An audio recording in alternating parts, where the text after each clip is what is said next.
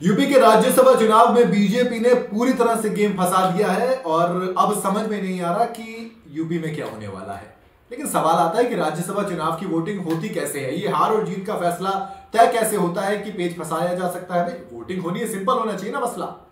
चलिए मैं बताऊंगा, मैं डिटेल में बताऊंगा कि कैसे इसकी वोटिंग होती है और वहां पे क्या गेम फंसेगा और किस तरह से रिजल्ट निकाला जाता है। पहले बताता हूं पेच फंसा क्यों। पेच इसलिए फंसा कि 10 सीटें हैं, 7 उम्मीदवार बीजेपी जिता सकती थी लेकिन 8वां उतार दिया। उधर सपा की मीटिंग हुई, उसमें 8 विधायक नहीं पहुंचे तो यहां से मामला फंस गया।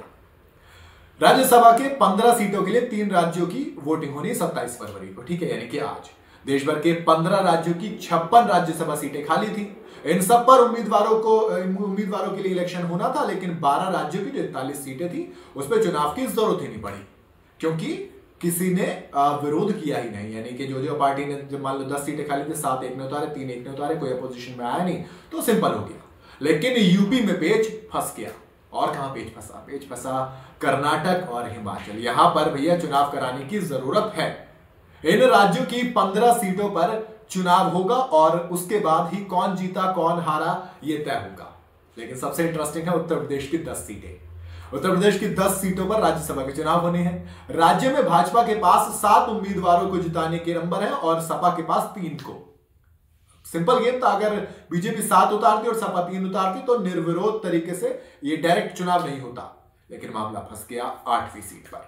भाजपा ने संजय सेठ को अपना 8वां उम्मीदवार बना दिया। अब संजय सेठ कौन है?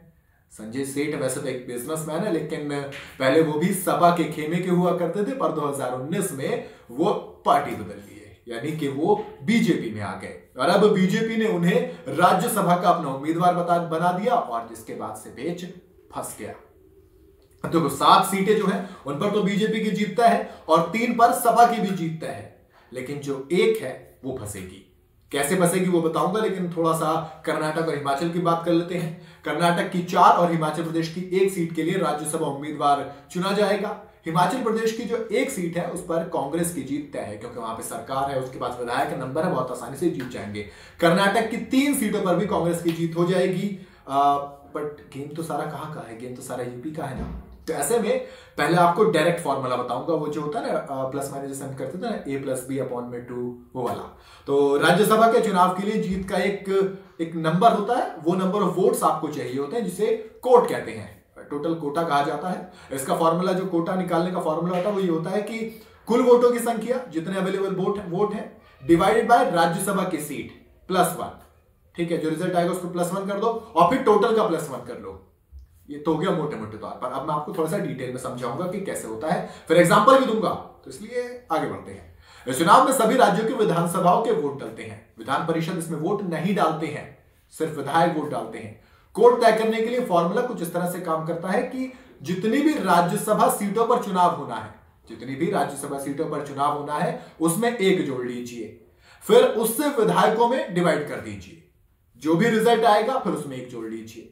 अब जो भी रिजल्ट मिलेगा वो वोट होगा जितना कि किसी भी राज्यसभा के उम्मीदवार को चाहिए होता है।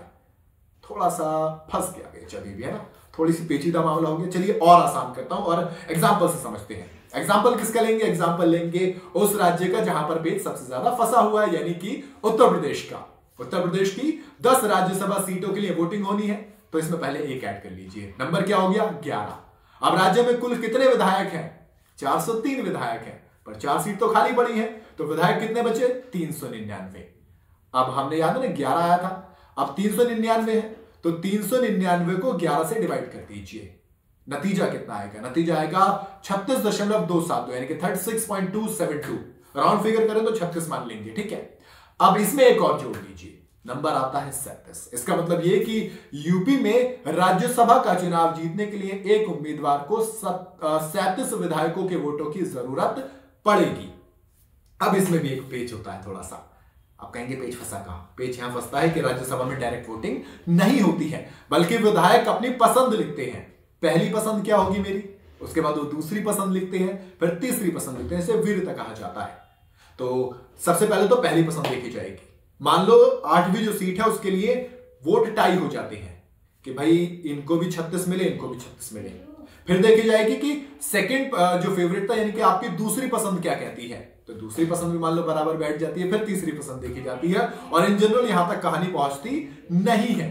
ऐसे में तो देखना दिलचस्प ये होगा कि भैया ये जो पाला बदलेगा, कौन बदलेगा, कितने विधायक कहां पलटी मारेंगे। आपको क्या लगता है किस तरह से चुनाव होंगे, कहां कौन पलटी मारेगा, मुझे कमेंट में जरूर बताइएगा। वीडियो अगर आपको पसंद आई हो तो इसे लाइक और शेयर जरूर करें और नीचे फॉलो का बटन जरूर दबाते हो जाए। अगर आप फेसबुक पे देख रहे हैं और यूट्यूब पे हो तो सब्सक्राइब करते हो जाइएगा।